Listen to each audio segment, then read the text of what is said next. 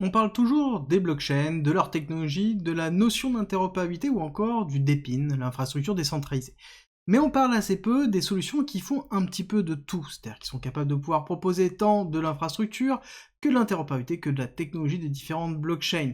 Et c'est un petit peu le projet ANKR encore, et justement, on va aborder ce sujet-là. On va essayer de comprendre pourquoi on a chuté, est-ce que le projet fondamentalement est toujours aussi solide, quelle est son évolution, quels sont ses concurrents, et surtout, est-ce qu'on est vraiment dans une zone de rechargement intéressante?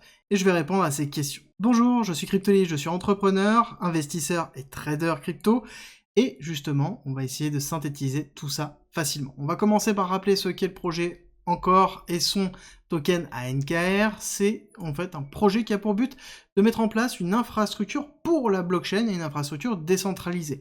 Au lieu de devoir tout concevoir, de devoir tout gérer seul, je peux passer directement par la connexion de Encore pour pouvoir avoir accès à tout ce qui est la notion du Web3. Ils se définissent comme étant le Web3 API, c'est pas pour rien. C'est vraiment une notion très simple d'utilisation dans laquelle j'ai tous les blocs nécessaires pour pouvoir monter ma blockchain ou pouvoir monter une application directement sur blockchain, sans devoir me poser la question de comment je vais gérer mon serveur, comment je vais gérer les données, comment ça va se dérouler, quel genre de RPC je vais passer, etc., etc. Tous ces points-là sont directement offusqués, sont directement détruits par l'utilisation de Encore. C'est une simplification et une couche d'hyper simplification dans la construction de l'infrastructure. Et justement, leur ancien site se définissait comme étant une infrastructure Web3, et ce n'est pas pour rien, ce n'est pas une blockchain à proprement parler, ils ne vous vendent pas de la technologie comme du ZK-Proof, non, ils vous vendent un accès au Web3, très simplement. Et on parle de 8 milliards de requêtes, donc quelque chose qui est très puissant, et ensuite on va avoir 40 000 développeurs sur l'ensemble de la couverture de Encore. Encore une fois, on parle de quelque chose qui est multi-chain, et c'est-à-dire qu'on est sur plusieurs blockchains en même temps, et Encore centralise tout ça, centralise les utilisateurs sur l'ensemble des applications, sans se poser la question de est-ce que je suis sur Polkadot, est-ce que je suis sur Ethereum ou autre. Directement, Encore est une notion de plug and play, c'est vraiment cette notion de app chain qu'on a d'utilisation très simple. Et on n'oublie pas qu'on a besoin de cette simplification pour arriver à avoir une adhésion de masse. Si on n'a pas une utilisation simple, tout simplement, les gens ne viendront pas ou n'utiliseront pas la blockchain. On ne peut pas forcer les gens à utiliser quelque chose qui est complexe, on doit diminuer les frictions, on doit diminuer les zones de complexité pour simplifier tout ça. Et c'est la solution de Encore, c'est d'essayer de proposer une solution clé en main dans laquelle on a absolument tout sans savoir ce qui se passe derrière. C'est le même principe que quand on utilise un téléphone portable, on ne se pose pas la question de en quoi c'est codé, ou en l'occurrence quel est l'équipement qui a été effectué derrière, ou comment la carte mère du téléphone a été fabriquée. On utilise sans se poser toutes ces questions-là. C'est un peu le même principe de Encore, et c'est ce qu'ils essaient d'arriver. Alors au niveau de la tokenomics, on a eu tous les tokens qui sont sortis, et on a un burning qui est à peu près 2% des tokens, c'est en tout cas ce qui est annoncé sur leur site. Ils ont mis un lien notamment sur Etascan dans lequel on voit qu'il y a une partie en effet qui est burn, mais on a des difficultés à déterminer quel est le fractionnement du burning. Et ça c'est encore une autre discussion. En tout cas, ce qui est important à prendre en compte, c'est que oui, il y a du burning, oui, il y a 10 milliards d'ANKR actuellement, mais il n'y a plus de dilution étant donné que l'ANKR est directement sorti. On est sur une market cap qui fait 283 millions de dollars, et oui, on a chuté violemment, mais il faut comprendre pourquoi, et ça va être plus dans l'étude pure des graphiques, parce que fondamentalement, ANKR n'a pas changé. Oui, il y a des concurrents, il y a quand même beaucoup de concurrents qui sont en train d'arriver avec notamment la notion de modularité, avec des concurrents qui sont plus autour de l'infrastructure, comme par exemple Flux, mais ça n'empêche qu'on se retrouve dans un protocole qui fondamentalement n'a pas changé. Et si vous vous souvenez des anciennes vidéos que j'ai pu effectuer sur ANKR, je vous ai expliqué que c'était un projet qui était sous-valorisé à l'heure actuelle, dans lequel on avait eu une belle phase d'accélération, mais qu'on allait certainement avoir une grosse phase de respiration. Et c'est un petit peu ce qui s'est passé à ANKR quand on regarde. On a vu une grosse phase d'accumulation durant le bear market de 2022 et 2023. On voit que cette phase d'accumulation a eu une rupture justement sur début 2024, avec une hyper accélération qui a eu lieu, avec un retest plutôt technique classique des 0,07, et on a eu une respiration dans laquelle on se dirige tout simplement dans le 618-786, qui est la zone de rechargement classique. On peut aller un petit peu plus bas et retester ici pour moi les 0,020, qui est pour moi une zone aussi très intéressante de retest, qui sera certainement un support qui sera très solide.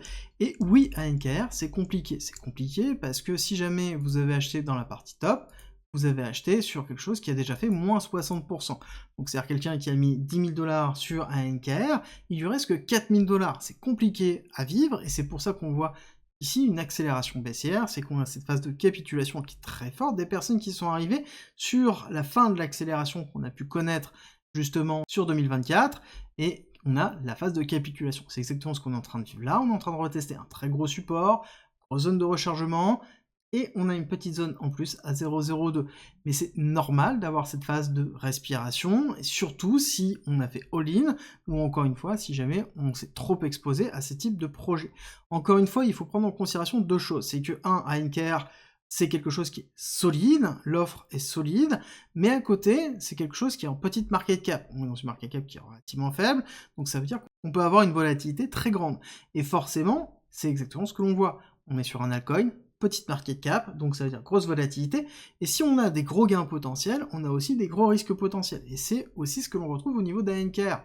Alors oui, on est dans cette zone de rechargement, et quand on regarde dans la zone de rechargement, pour moi on peut très bien avoir ici un petit dip, avoir une accumulation ici qui serait très propre, parce que nous avons ici un break of structure, donc on est sorti de la zone d'accumulation, dans une zone de retest, avoir la récupération de la liquidité, pour ensuite restructurer à la hausse. Encore une fois, la restructuration à la hausse ne se validera que sur une rupture du top qui a été effectué, top local, qui est le 0,07, dans lequel il faut impérativement construire au-dessus pour pouvoir valider cette rupture. Qu'est-ce qu'on peut viser comme market cap, et en tout cas comme pricing au niveau d'ANKR?